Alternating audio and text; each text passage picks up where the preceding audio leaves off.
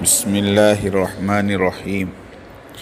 قسط نمبر 791 برصغیر میں دعوتی محنت، رقم دوم، اعتراض نمبر 162 کا جواب، شہیدین کا کارنامہ، دعوتی کام اور اس کا اسلوب۔ الحمدللہ وحدہ والصلاة والسلام علی من لا نبی بعدہ، اما بعد۔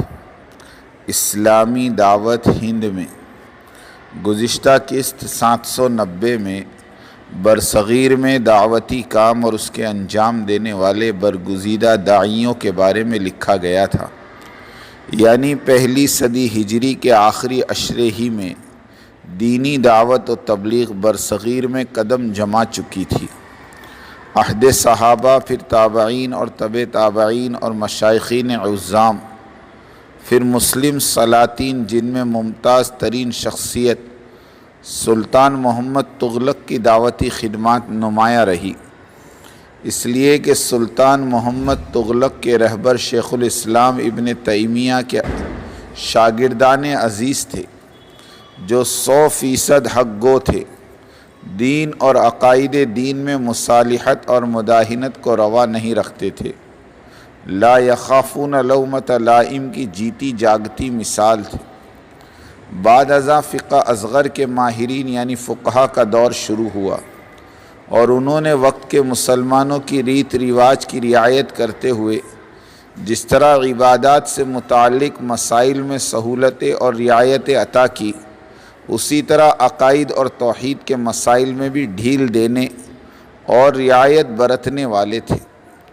نتیجہ یہ نکلا کہ دین کی حقیقی شکل مسخ ہو کے رہ گئی، توحید میں شرک اور اعمال میں بدعات شامل ہو گئے۔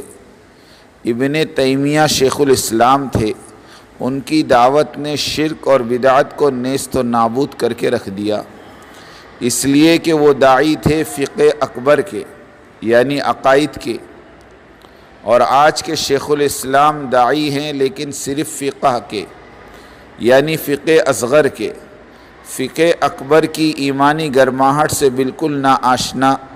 نتیجہ یہ نکلا کہ سلطنت خداداد میں اسلام کے نام پر مروجہ بدعات کو منانے کے لیے سلطنت نے 1 ہفتے کی سالانہ چھٹی بھی دے دی اور کروڑوں روپے بھی مختص کر دیے، اور شیوخ الاسلام بے بس ہو کر دیکھتے ہی رہ گئے۔ موازنہ کرے تو ہند میں یہ شرک اور بدعات کا کاروبار سلطنت خداداد کے مقابلے میں 10% بھی باقی نہیں رہا۔ اس کی واحد وجہ یہ ہے کہ علماء دیوبند آج بھی شرک اور بدعات کے خلاف ڈٹے ہوئے ہیں۔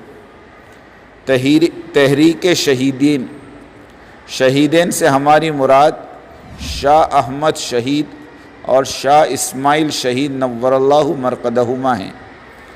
سید احمد شہید 1831 سے 1786 سے 1831 اور سید شاہ اسماعیل شہید 1789 سے 1831، اور ان کے رفقا شاہ عبدالحی متوفی 1828 دیگر معتقدین اور کارکنوں کی اس تحریک نے حقیقی اسلام اور اس کا جامع تصور مسلمانوں کے سامنے پیش کیا۔ بظاہر ان بزرگوں کی اس دعوت اسلامی میں اس وقت کے سلاطین اور علماء کے عقائد اور نظریات یکسر خلاف تھے۔ ان شیخین اور شہیدین کی توحید اور سنت والی دعوت اعلان جنگ سے کم نہیں تھی۔ مخالفین نے مخالفت میں کوئی کسر نہیں چھوڑی۔ بدعمل اور مفاد پرست عناصر نے اعدائے اسلام کے ساتھ مل کر سازشیں بھی کی، مگر کسی قسم کی مفاہمت اور سودے بازی کے بغیر مردان حق کا یہ قافلہ صراط مستقیم پر ثابت قدمی سے جمع رہا۔ ان بزرگوں کی دعوت اور عزیمت اور للہیت کی یہ برکت ہوئی کہ لکھنؤ میں شیعہ برادری کی ایک کثیر تعداد اپنے عقیدے اور اعمال کو درست کرنے کے لیے توبہ کا اعلان کیا اور اہل سنت والجماعت میں شامل ہوئے۔ اسی پر اکتفا نہیں کیا بلکہ حضرت احمد شہید رحمۃ اللہ علیہ کے ہاتھ پر بیعت بھی کی۔ ارباب حکومت کو تشویش لاحق ہوئی۔ نواب معتمد الدولہ آغا نے دھمکی دی کہ تبدیلی عقائد اور مذہب سے فساد کا اندیشہ ہے اور حاکم وقت سے مخالفت مول لینا خطرے سے خالی نہیں۔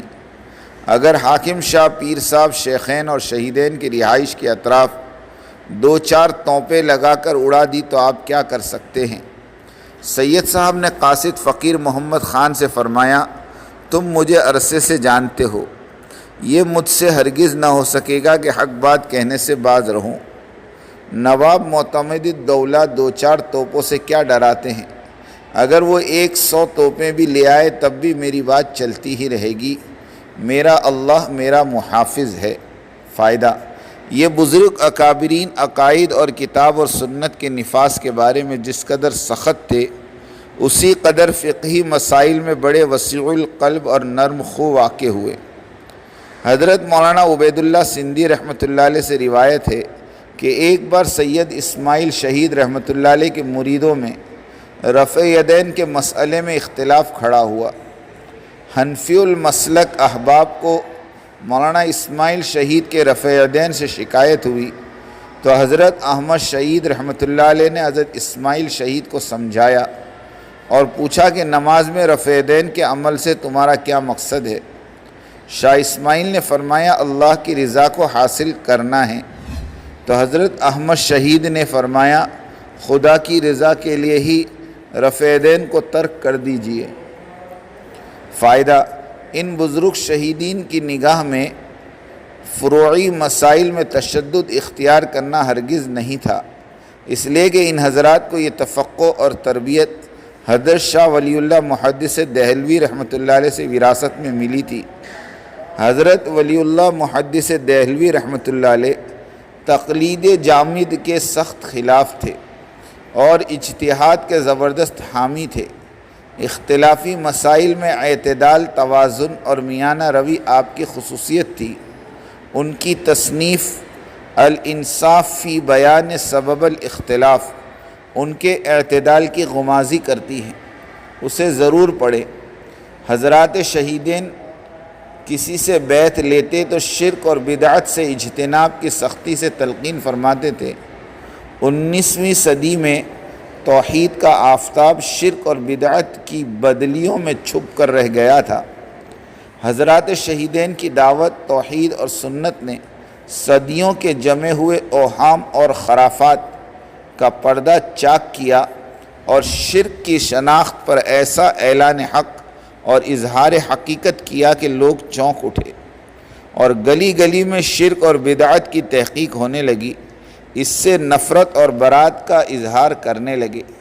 اس تحریک کے ایک کارکن مولانا خرم علی صاحب ہدایت المسلمین اور نصیحت المسلمین نامی رسائل لکھے۔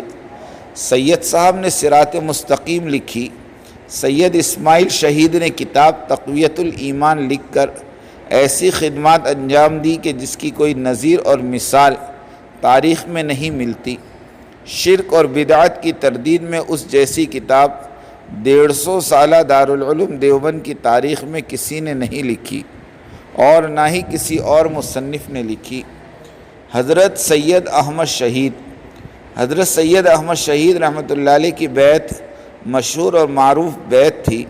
اہل علم اور سلوک کے بڑے درجے کے لوگ بیعت کرتے تھے اور حضرت احمد شہید کو امیر المومنین کے لقب سے پکارتے تھے۔ اعتراض نمبر 162۔ علماء دیوبند کا مضمون دعوت غور و فکر۔ اس مضمون کی شق نمبر 2 میں دارالعلوم کے علماء رقم طراز ہیں کہ حقیقی امیر اپنے ملک کی مسائل پر گرفت رکھتا ہے، جزا سزا دینے پر قدرت رکھتا ہے۔ ایسے امیر اور اس کی امارت کا انکار کفر ہے اور عمل نہ کرنا فسق ہے۔ جواب: حضرت سید احمد شہید رحمۃ اللہ علیہ کی نہ تو سلطنت تھی اور نہ ہی اقتدار، بلکہ وہ تو محکوم در محکوم تھے۔ نواب معتمد الدولہ ان پر حاکم تھے اور نواب صاحب وقت کی حکومت حاکم تھی۔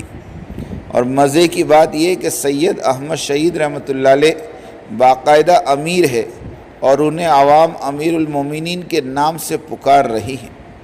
حضرت شہید کا حلقہ ارادت بمشکل چند 100 یا 1000 افراد سے زیادہ نہیں ہوگا، اور اس وقت کے علماء کرام کی طرف سے کوئی اعتراض اور نکیر ڈھونڈنے سے بھی نہیں ملتی۔ حالانکہ اس وقت کے علماء مثلاً مولانا سید اسماعیل شہید، سید عبدالحی لکھنوی وغیرہ یہ کوئی معمولی درجے کے علماء نہیں تھے۔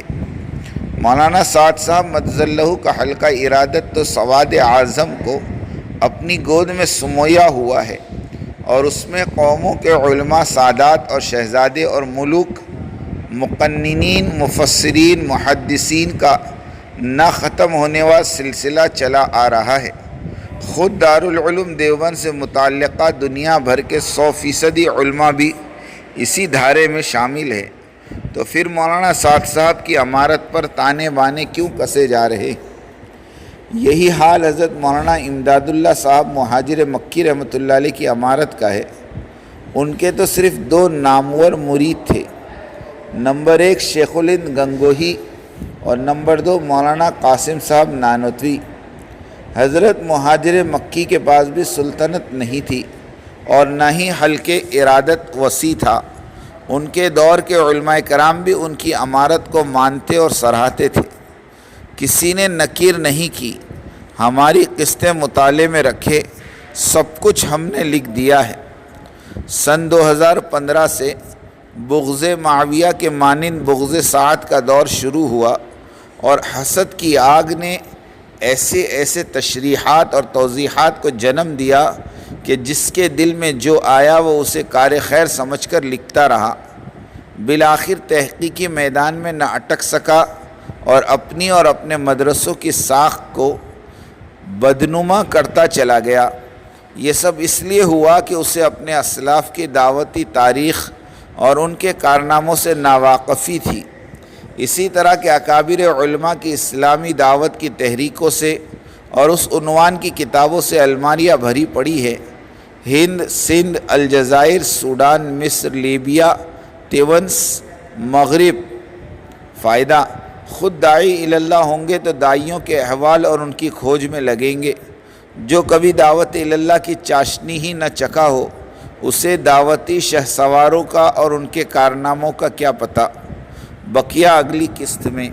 اللہ تعالی ہماری کاوشوں کو قبول فرمائے اور انسانیت کی عمومی ہدایت کے فیصلے فرمائے۔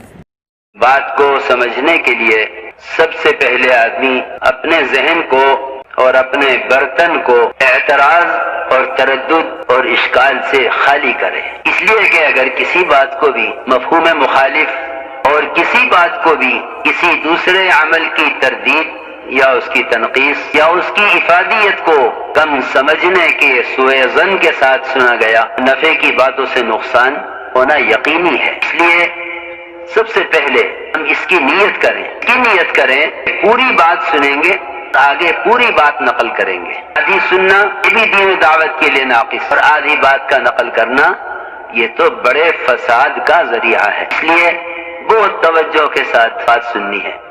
اور اگر آپ نے ابھی تک ہمارا چینل سبسکرائب نہیں کیا تو فوراً سبسکرائب کیجئے، ساتھ ہی بیل آئیکن پر کلک کریں تاکہ مزید آنے والی ویڈیو ہیں وہ آپ کو وقت پر ملتی رہیں۔